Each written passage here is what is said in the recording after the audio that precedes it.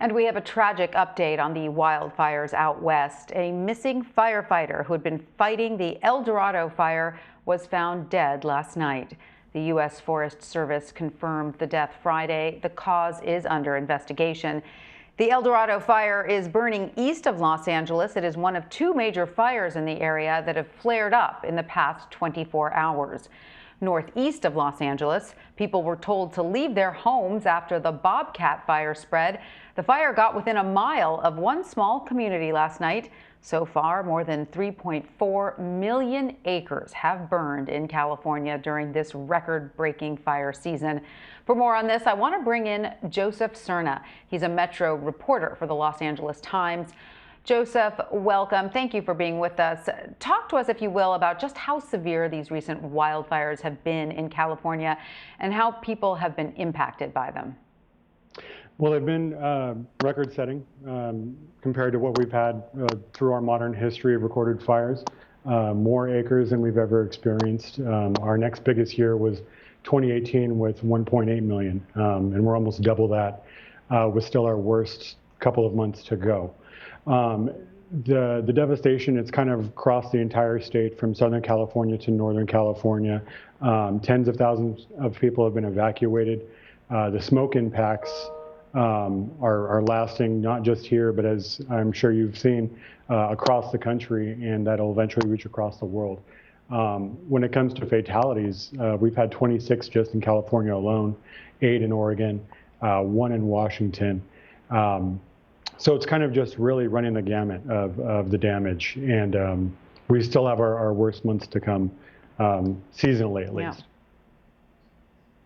And this one sort of even hit home for me. My cousin lost her home out in California. But Joseph, I want to ask you about the factors that are leading to these fires becoming so severe in recent years, because we just keep seeing them get worse and worse. We've had a drought that infested the forest with bark beetles, which dried out the trees and killed more than 150 million of them. So you have an overgrown forest, you have a dying forest, and then you have a warming climate. And we just went through a very hot, dry spell of a few weeks that just turned a lot of our grass, a lot of our light brush into, matchsticks, into tinder.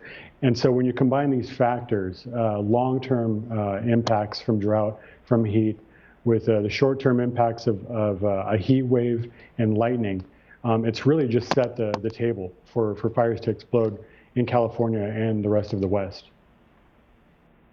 And yet earlier this week, Joseph, when President Trump traveled to California because of the fires, he appeared to dismiss the threat of climate change. Let's listen to his exchange with California National Resources Secretary Wade Crowfoot. If we ignore that science and sort of put our head in the sand and think it's all about vegetation management, we're not going to succeed together protecting Californians. Okay. It'll start getting cooler.